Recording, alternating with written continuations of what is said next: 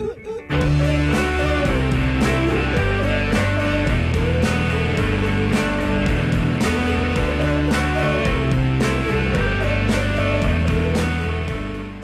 the interruption. I'm Sam Mulberry, and I'm joined as always by Annie Berglund. Annie. We have made it to the eve of exam one. So this is our kind of review webisode. We're going to be talking all things exam one. We're going to be reviewing content from unit one, big review activity in segment two. But can you kick us off? Yeah, actually, Sam, could you give us a little reminder of how tomorrow's exam is even going to look? What's that like? Yeah, absolutely. So the window for the exam tomorrow, Tuesday, June 28th, is from 3 to 7 p.m. Central Daylight Time. So I think most of you are living in the Central Time Zone. If not, remember when I list times, it's Central Time. So if you need to adjust to that, please do. You will have 75 minutes to take the exam. So once you click begin or start or whatever, I don't know what it says on the button that you click, but once you click that 75-minute clock starts. So make sure before you click on that, you are really ready to take that exam. Make sure you have a 75-minute window of time blocked out. Make sure you have good Wi-Fi.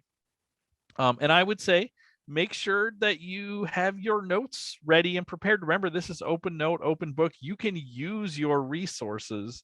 But I will say 75 minutes is plenty of time. But it's not plenty of time if you have to look everything up. If you're looking up answers to every question, you're going to hit the essay and you're just not going to feel like you have time. And I know I'm saying that, but I promise you I'm going to get at least one email from a person after the first exam saying it just wasn't enough time. And I tell you, it is because if you're spending time looking things up. So some of these things you're going to need to be able to just pull out of yourself. But I've taught this course for a decade. It is plenty of time for that. So have your notes ready, have them prepared. And I would say, remember, you don't have to take the exam in the order that it appears. So if you want to, I would actually say it's good advice to jump to the end, look at what the essay question is, either start by writing your essay or at least have those ideas kind of ruminating in your head as you're working on the rest of the exam so you can jump into that essay. Annie, one of the things that we'll have on exam one are connection questions. So I think you've seen a little bit of that in the in one of the museum assignments, but what advice do you have on preparing for connection questions? Yeah, so with connection questions, what it is usually a pairing of two mastery terms. So perhaps it could be a person and an event, or it could be two people. Usually there's a reading, there could be a reading attached to it. So what you're trying to do is make the case for how these two connect. And it could be various ways, right? It could be a cause and effect kind of connection. It could be similar themes that are being discussed by those authors. Maybe they're contemporaries, maybe they're not, but they have, they're asking some of the big questions, right? So try to think and maybe even group together how you think some of these first unit folks might interact with one another, even just intellectually. It doesn't need to be actually physically in the same room with one another or meeting each other one-on-one. But one way that you can do that, I actually think I have 4 tips for you. So the first tip is to be specific, include details from the readings, especially, that's really important. Some answers are correct, but they're not complete. So make sure that when you are writing your connections, it's good to have a lot of correct information, but perhaps you aren't completely answering the question, right? So it's nice to have details. It's good to have a lot of information, but make sure that all of the information you're putting in context is always pushing you towards how these two connect. Another thing, don't forget to include context details. I think I just kind of mentioned that, but it's not just about the connection, it's how you build up to the connection. So like if one of the terms is Plato, it's not just enough to say that he's an ancient Greek philosopher. Like try to think about where did he live? What ideas do we attribute to him? What are the readings that you had assigned to you? How is he influential to the time period? Essentially, just try to think about each term and as like a mini, like an ID term. So you're filling out the context first, then you're connecting the two ideas together. third, I think a good way to study is to think about themes again and connect those individuals to those themes. Maybe make some note cards and draw them out and see if you can find those connections and quiz yourself on how people could connect.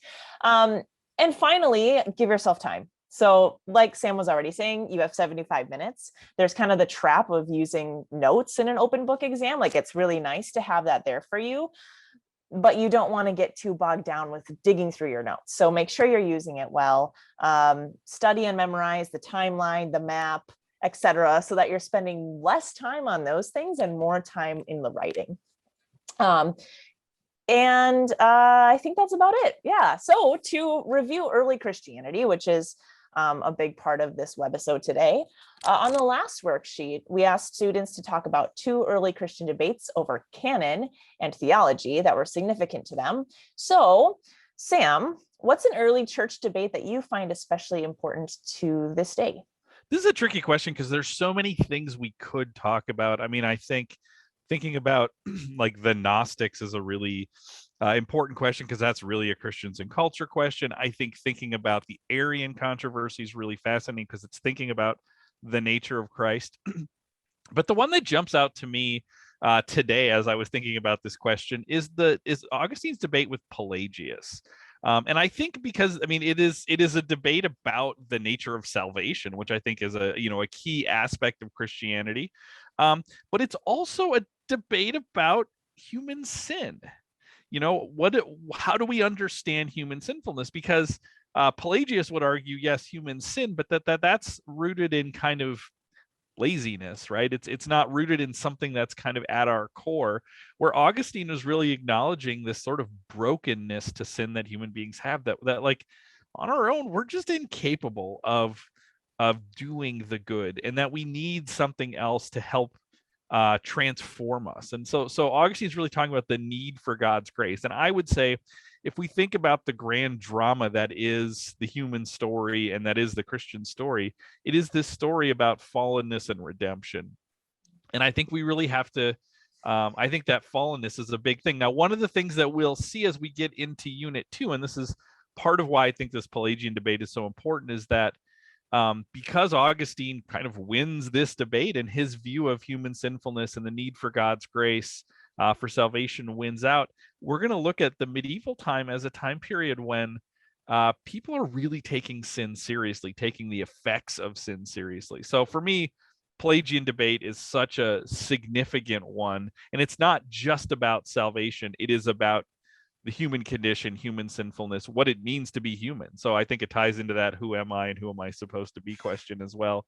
Annie, as we think about the sort of story of CWC throughout the second half of Unit 1, one of the big pivot points for the story of Christianity and the story of the church is the reign of Emperor Constantine. Why is he so significant? Yeah, so I think what you have to do is look at the context, right?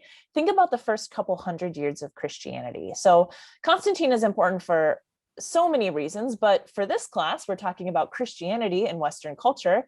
And the reign of Constantine, it's a pivot point that it changes everything, right? So before, we could characterize Christianity as a growing movement, but still quite contained, quite small, right? So the number of Christians living in the Roman Empire during the 100s and 200s AD, is quite small because of persecution, state-backed persecution, and because the outside culture looks at Christianity and thinks it's strange, right? Like they don't quite understand why these Christians are doing the things they're doing and why they're believing the things that they believe.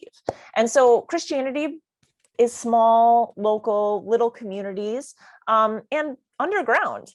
But then we have this shift with Constantine, with the Edict of Milan in 313, where Christianity is tolerated, right? And so now there's no more persecutions by the states, and Christians start to wrestle with this idea of, oh, what happens now that it's okay to be us, right? Like what happens now that we even are close to power, that we are kind of like adjacent to authority, if not like actual authority figures, what happens when we have prestige, when we move from being a persecuted church to being a church of prestige, right? And so as persecutions wane, it's easier to become a Christian.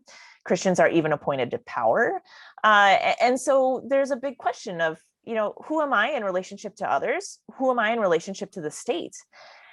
And so, like you were saying, Sam, after this time, we have more church debates, and these debates are interwoven with the state. And you start to see debates on doctrine, and it's not just religious leaders that are throwing in their ideas or their interpretations of scripture, but it's people like Constantine who go to these councils to try to settle religious debates. And so you have a marrying of the political and the religious that hadn't before been seen for Christians. And later we're going to see kind of like this movement from being tolerated to becoming an official religion of the land. And these questions just continue to develop. I mean, even if we think about them today, there's always a question of church and state in contemporary American life, right? And how much those things should be together, or should they be separate spheres? And if you ask different Christians, you'll probably get different answers, or at least varying answers. So I think those are the big reasons why Constantine is hugely important, not just for the Christian church in the 300s, but also for Christians today. So I mentioned a little bit about debates. So Sam, I have a question for you. Why has Augustine so long been a central figure to CWC? This is a great question. I think we'll talk a little bit more about this in segment 2 as well. At least I assume one of us probably will. And I think Augustine is so central because he lives at this specific moment in time. He's living towards the end of the Roman Empire. So it's towards the end of the ancient world. He literally dies while they're defending, sort of preparing to defend the city of Hippo against barbarian attacks as the empire's falling. So he's alive in the late Roman period, but definitely rooted in the ancient world, reads his Plato, all of that stuff. But at the same time, his ideas deeply shape the medieval world, right? That he is so important for theology going forward. He shapes the doctrine of the medieval church. He crystallizes a lot of Christian theology to the extent that you really can't do Christian theology anytime after the 5th century without wrestling with Augustine and his ideas. Like you have to in that way. So I think he's important for that. The debates he gets into, things like that. But I think his other importance ties into what you were just talking about. You talked about with Constantine, he now raises his being emperor and his legalization of Christianity raises all these questions about church and state, about Christians and culture in new ways, because now can you be comfortable in this world and be a Christian? All of these Christian and culture questions bubble up in new ways. And Augustine is really one of the big people who addresses these questions, particularly the church and state question. I think Augustine's City of God is so unbelievably important. And I think sometimes students kind of miss this, right? They get into the debates about salvation and things like that. But City of God, Augustine is thinking about, how do we think about this world around us? How do we think about the government around us? How do we live with this dual citizenship where we are people who are living in this world, but at the same time, our citizenship is in the city of God, is in the kingdom of God. And, he says, yes, we have to live in this world. We have to even, participate in the things of this world, but we also need to hold the goods of this world loosely, because we know that empires rise and empires fall, right? Like that happens. And Augustine is living through that, but he's saying that doesn't mean the kingdom of God collapses. But we should still care about those things because they do support peace and order in this world. And even if it's limited, even if it's temporary, it is still a good. It's just not a perfect good like the peace of the kingdom of God. So I think Augustine just shapes so much. And the thing to pay attention to is how often he comes up for the rest of this course. We're never going to get away from Augustine. We get to the Reformation, they're debating Augustinian ideas. He shapes medieval theology. Contemporary theologians still wrestling with Augustine. So I think he's just such a central figure. So We'll probably talk more about both Constantine and Augustine as we get into segment 2. That's all the time we have for right now. We'll be back in a few seconds for segment 2. And here's really a moment when we're going to dive into a lot of the most important people from this first unit of CWC.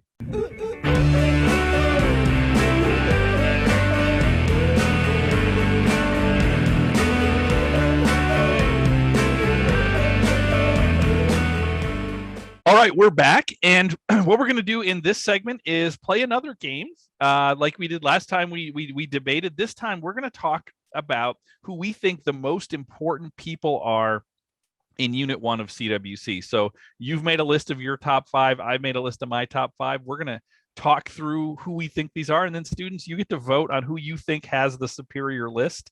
But we're not just doing this for our own sake. Really, what we're doing in doing this is reviewing a whole bunch of the content and the story of CWC. So if I were a student taking this course, I'd have my notebook out, taking notes on some of these things. So I mentioned we competed last time, when we played Make the Case. Do you want to know the results, Annie, of the vote? Yes, I've been waiting. So I think we had all students voting in the question of Sophocles, Antigone, or Creon. You had the side of Creon, I had the side of Antigone, and we tied 4-4 in that vote. Wow. Then we talked about better form of government, Athens' democracy or Rome's republic. I had Athens, you had Rome, and you won that vote 6-2. You crushed on that. Yes. Finally, we talked about which philosopher was more important for Christians to wrestle with, Plato or Aristotle. And I won that vote with Aristotle 6-2. So we actually tied in that game. You and I are very competitive. We don't love ties. So this next one, they're only going to get one vote. Who wins, you or me? So we'll actually have a winner. Annie, why don't you kick us off? Yeah, so I guess we'll start with number 5 first. Is that right? Yes. So my number 5, and it's hard to narrow it down, but I think one of the biggest themes of Unit 1, especially coming after Christ, is the theme of the early church and doctrine versus heresy. And so I chose Tertullian. And there are several key people that I could have chose on my list that I could have put here, other apologists or people, even like Augustine, who is working through trying to establish doctrine, right? Like in these early years. And so I wanted to include Tertullian because I don't know that he's the obvious choice, but he's really important.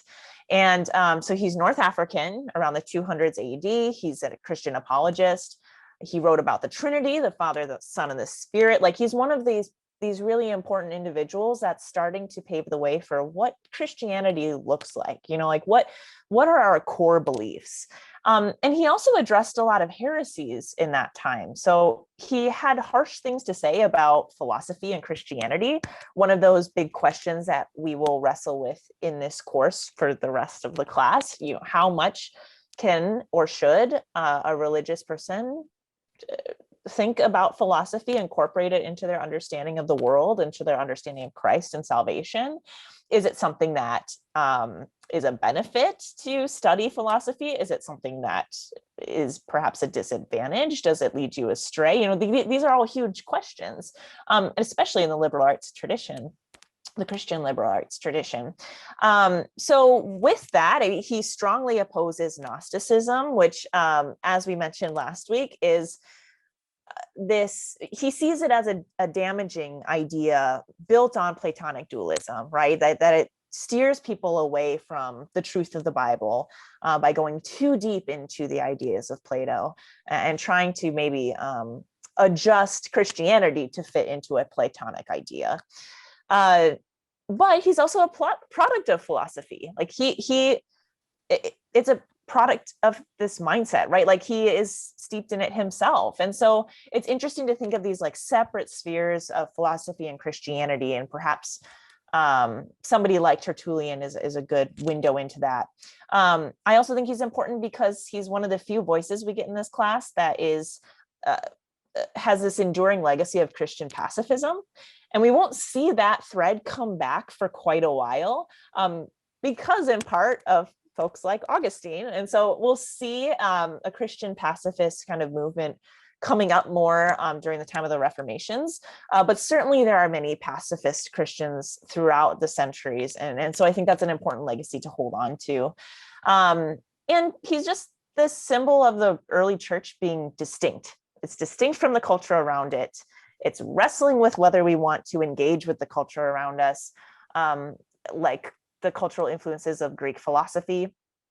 And so I don't think that Tertullian is better than Augustine. Like, not even a more prolific writer, right? But I think that he's important as a predecessor to Augustine, and has even been argued to be the first theologian of the West. So that's why I put him on my list. And Sam, I don't think I put Augustine on my list, which I know you, and I know that is like a big upset. Who's your number 5? I was going to say, I love Tertullian on your list. I do think you're right. I think we get this like kind of pre-Constantinian Christianity laid out there. And I'm a big Augustine fan, so I will be coming at Tertullian a little bit later with Augustine takes.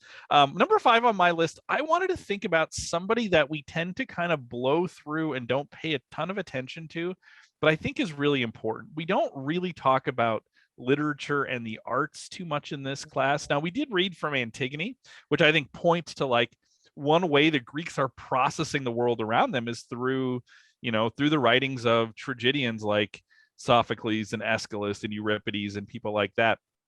But I think the sort of granddaddy of all the kind of literary figures of the ancient world is the poet Homer. I'm a huge fan of Homer. Like the Odyssey, love the Iliad. The Iliad's one of my favorite books. And I think that he's so important to Greek education. When we talk a lot in this course about cultural values, Homer lays out so many of the cultural values for the Greeks and becomes kind of a teaching text for Greeks to teach their children about what it means to be Greek. And he filters through time. I would imagine if I asked the people taking this course, how many of them in their education in the West have encountered in whole or in part things like the Iliad and the Odyssey, I think a lot of people would say yes. And if we dug deep into it, you've probably, if you haven't encountered those texts specifically, you've encountered retellings of those in that come about in culture throughout time. There is something monomythic about these stories as well, kind of these heroes' journeys that we get in these things. So I think Homer is really, really important, and the type of figure that we're not often paying attention to because we want to get into the philosophy and the theology and things like this. But I think to take that step back and think about how the Greeks thought about mythos as a way to explain their world. Homer is number 5 on my list. Annie, who do you have at number 4?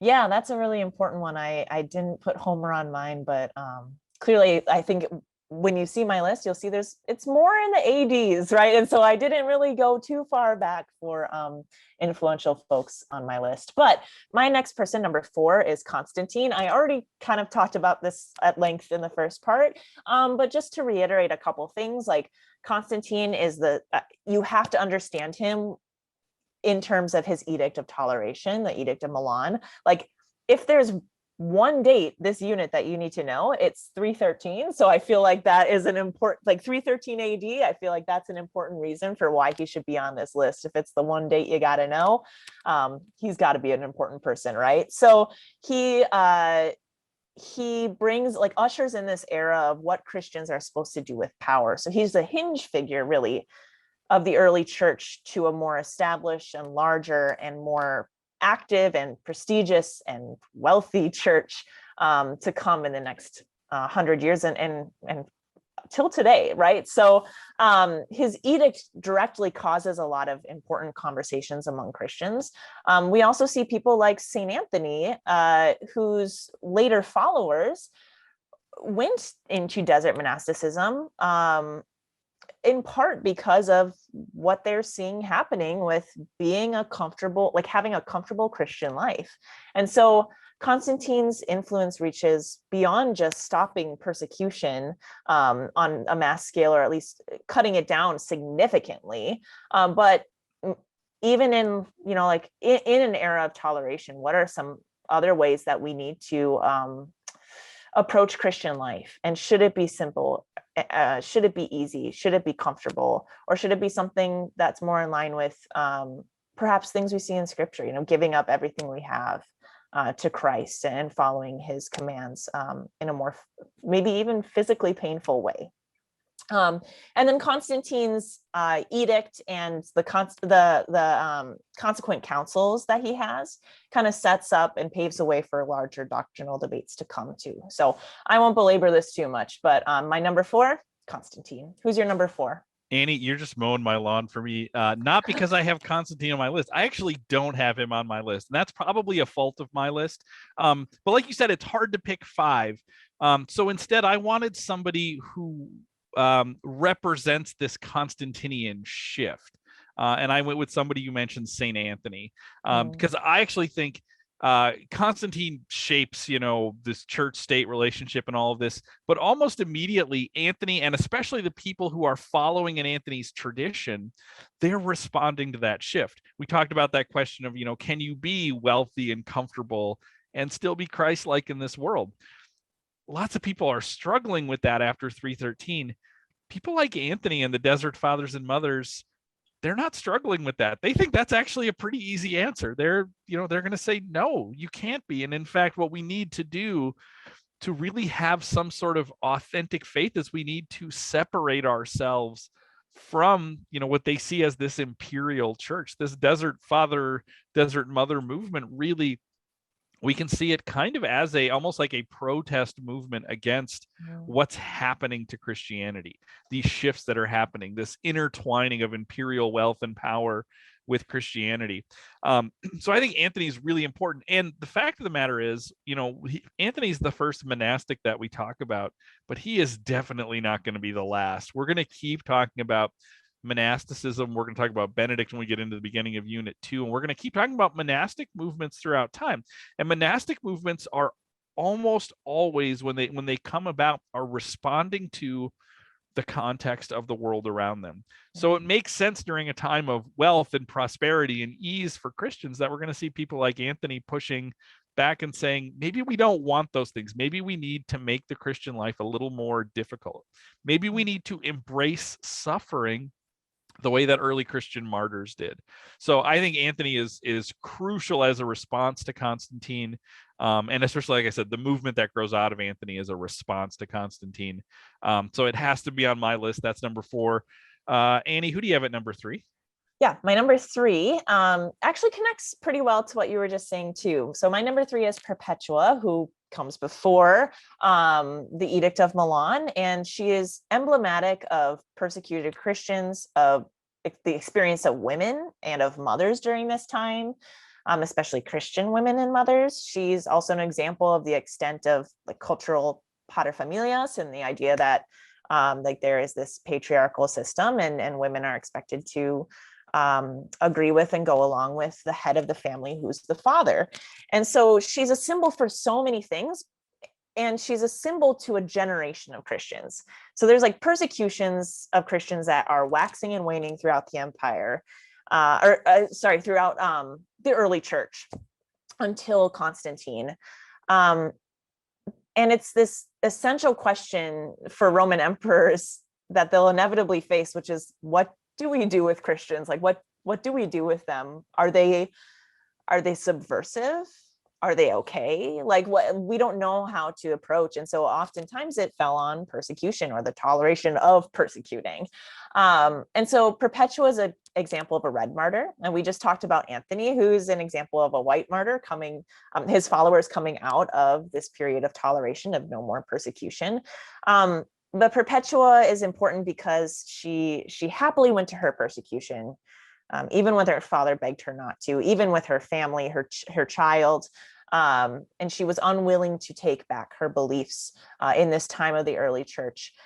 And I think it's also a bigger question of civil disobedience and of faith and denying comforts, denying cultural values that are important to your family. So it's all embedded in Perpetua, who again is one of the few women we get in the first unit as well.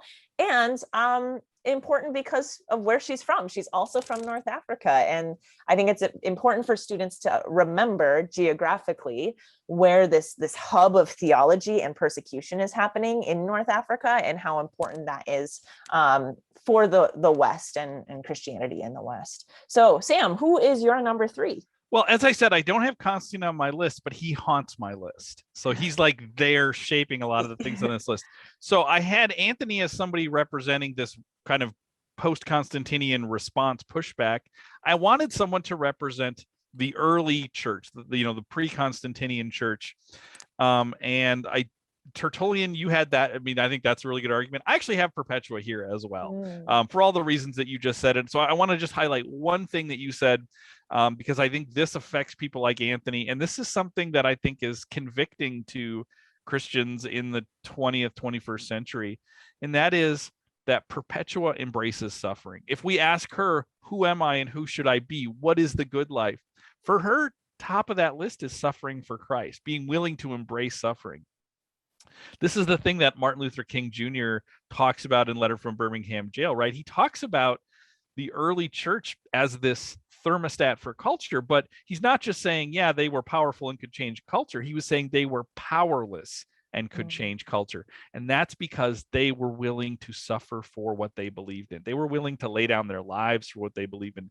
And in that came power. Tertullian says the blood of the martyrs is the seed of the church. So I think as 21st century Christians, I think it's worth us thinking about how would we define the good life, and how quickly would we put suffering on the list of adjectives that define the good life? Because for someone like Perpetua and all of the early church martyrs, Polycarp, Stephen, people like that, like being willing to lay down your life for your faith, for what you believe in, to embrace suffering is such a powerful thing. So like you, she's number 3 on my list. Annie, who do you have at number 2? Well, good choice on a number 3. My number 2 is Plato, which, man, I was struggling with putting him at number 1 or number 2. And maybe I'll explain when I get to number 1 why Plato's not number 1. But Plato is hugely important, right? So first of all, I think we, without even knowing it, think of ourselves in terms of Platonic thought, right? So like his idea of the soul, like to ancient Greeks, that the soul is all of us, our whole beings, and like how it's divided up. I know when students read this for the first time, like I remember being a student and reading it and thinking, okay, I have to memorize what appetite means, spirit means, and mind means in this type of reading, right? In the context of Plato. But as I walk through life more and more, the more I understand like how I make decisions, it all boils down to me trying to keep my appetite and my spirit in check, right? Like trying to keep my physical needs and desires in check, understanding that I have these emotional responses and sometimes they're very extreme, and using my intellect. Like this is all me living out this idea of the soul, like Plato's idea of the soul. And so his idea of like a balanced, moderate type of life with this tripartite soul, like is ingrained in all of us, I think, to some extent. Other ideas that I think are important, if we're thinking just about his readings, the allegory of the cave, like in a nutshell, that contemplating truth, finding knowledge, becoming educated, becoming enlightened, that this all helps you to come out of this cave within us and help us see absolute truth. That absolute truth is something we can discover. It exists. And the way to it is to become educated. And so living in the society that we're in, like education is pivotal, right? Education is a right. Like we are able to go to school and required to go to school to become educated, to understand the truth around us. And like this is all laid out in Plato's thought. Also biblical influence. So like a third influence of Plato is his influence in the Bible for the early the biblical writers, right? We see him echoing his ideas echoed through Paul, through Paul's letters, through the Gospels. And then there's the continued influence as well. Like we're going to see him come up. His ideas are going to come up in Unit 2 and Unit 3 in this class. So like philosophers for the next 2,000 years after unit 1, like they're challenged by him. Some are fans of him, some are in disagreement with him. He's truly foundational for how we understand the world around us and ourselves, and what is good and what is truth. So that's why I chose Plato for my number 2. Sam, who is your number 2? Plato, or Annie, you are right. I was going to call you Plato. Annie, you are right on to have a philosopher sitting here. The problem is you chose the wrong one. We had this debate last time. This is the spot for Aristotle. We'll talk about Plato when we get to number 1, but I won't belabor. If you really want to hear us think about Plato and Aristotle, go back to last week's webisode. We debated this, but I think Aristotle. I'm gonna point to I'll point to 3 things, right? I think his view of ethics is really, really central, really, really important, and it's rooted in where he finds truth. So Aristotle, I mean, when you were describing Plato, you beautifully talked about it being this inward thing, right? That our soul, our well-ordered soul, which is commanded by our mind, accesses this transcendent realm of the forms, and this dualism makes us leery of the world around us. Aristotle embraces the world around us. He says form is immanent. It exists in this world, right? Which leads him to think scientifically. I mean, he writes important texts on biology, zoology, things like that, but also on logic and poetics and all of these things, right? That he is a scientist in the way we think about science. He's going to be the last word in science until the 1500s, when we start to get the scientific revolution. Think of a scientist whose ideas last for 2,000 years and people still are like, yeah, he pretty much describes how we understand the world. So the fact that those get overturned in the scientific revolution doesn't underplay the value of what he does, right? Because he keeps pushing back at this Platonic thinking. And you're right, Plato comes to be pretty dominant in the medieval world until we get to Thomas Aquinas in the High Middle Ages. Platonic thinking is going to be really dominant. So that makes the fact that Aristotelian science has this kind of staying power is such an important thing. So I think his ethics, I think his view of finding truth in this world, and I think the impact on the sciences is just such an important thing. And then I think, as we talked about last week, when we think about his connection to Christianity, that he does push us to think about embodied Christianity. Now, he's not talking about that, but someone like Thomas Aquinas in the 1200s is definitely going to think about Christianity that way.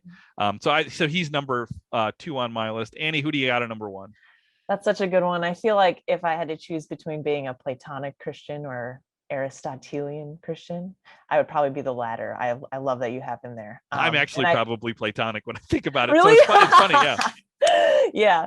Well, my number 1 isn't Aristotle.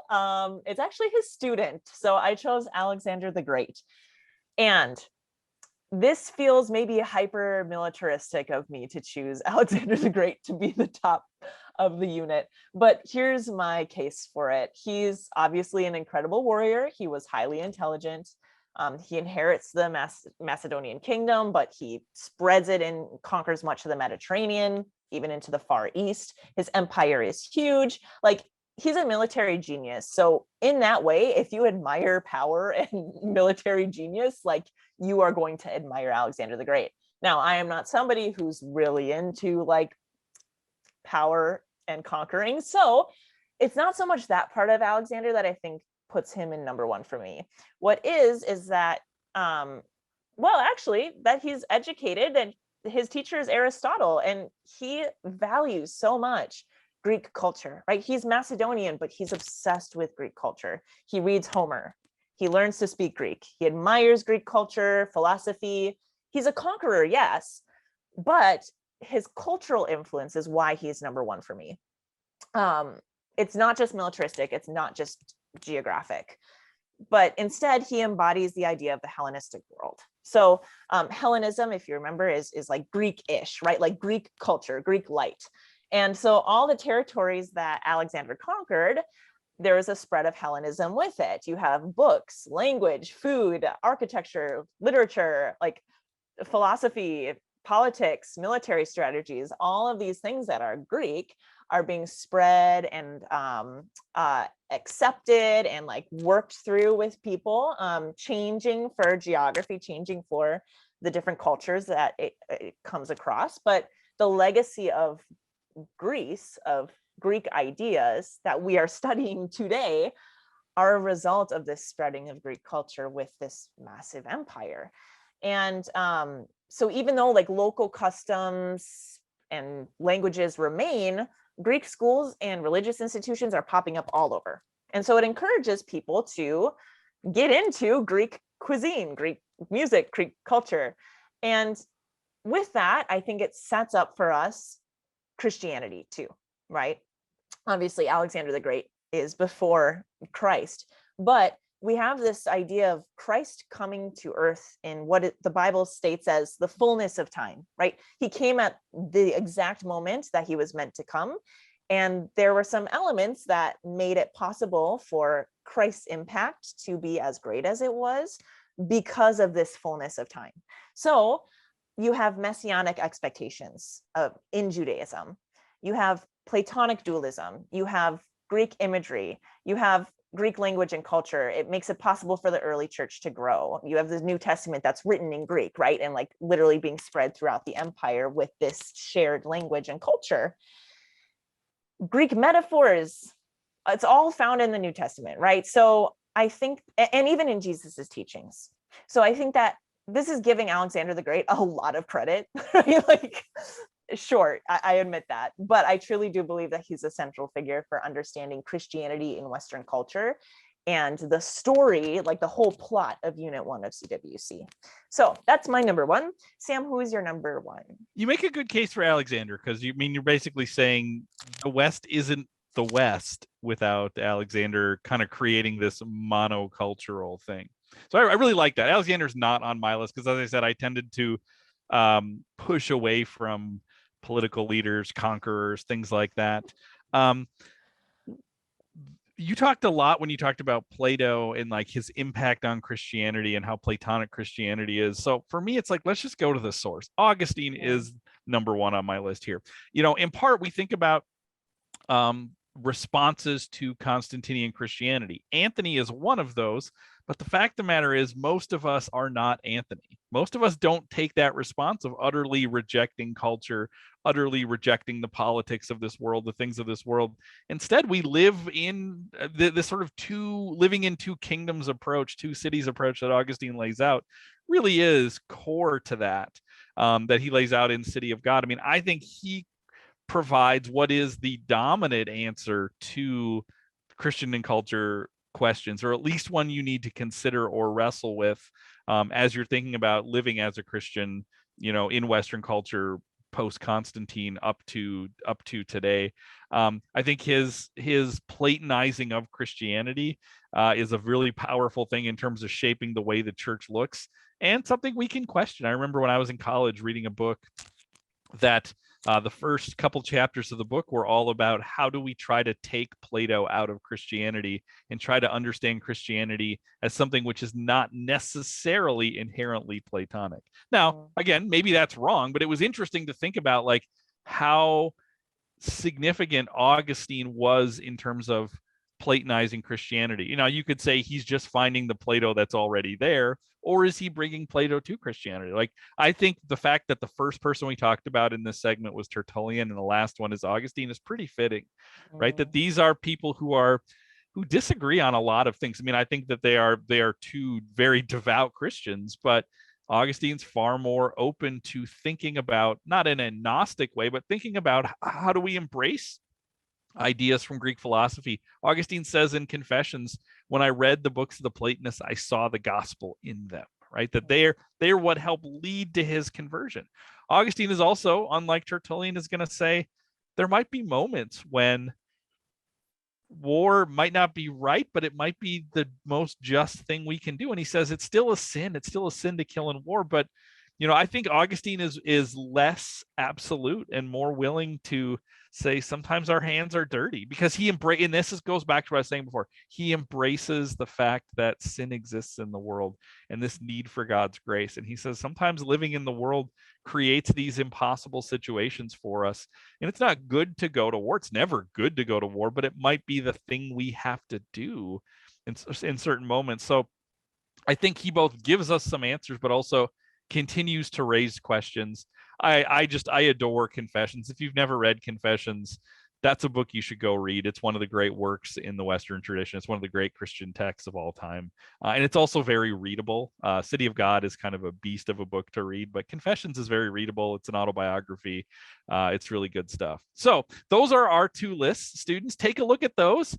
Think about who your top 5 people would be. Hopefully it was helpful to hear us kind of process and talk through some of these. If you go on to Moodle, there'll be a link there for you to vote on who you think has the superior list.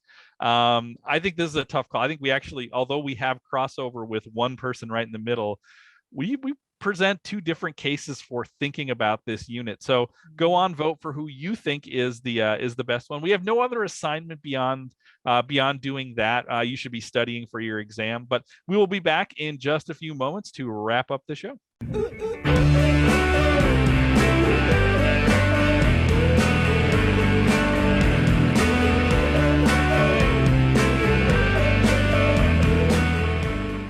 All right, we're almost out of time. It is happy time. Happy birthday to Tobey Maguire. The actor turns 47 today.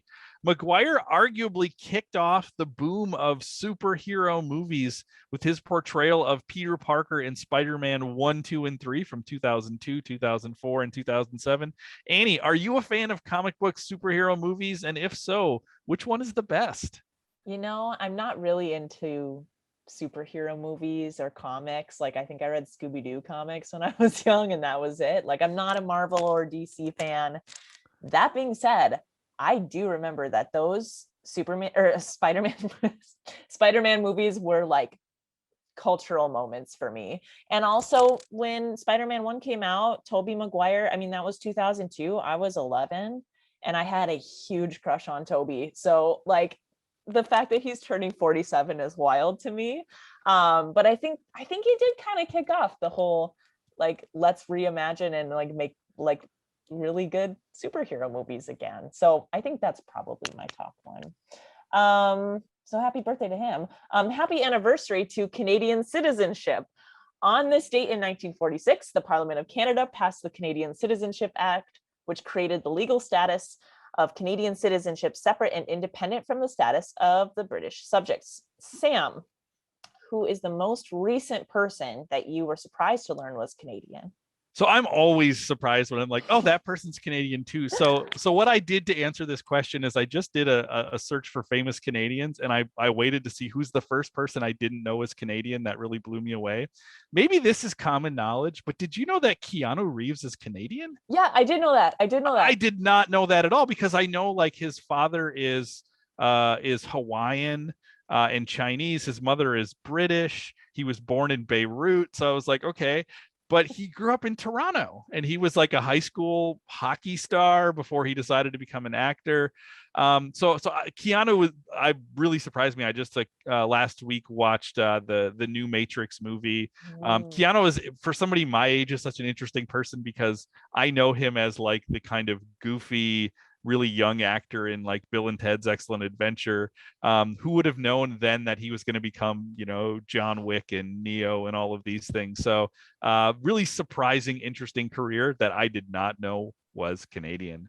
Annie, happy trails to Lottie Dodd, who died on this day in 1960. Now, I'm guessing most people don't know who Lottie Dodd is. She is the 5-time Wimbledon ladies singles champion and is regarded as one of the most versatile female athletes of all time.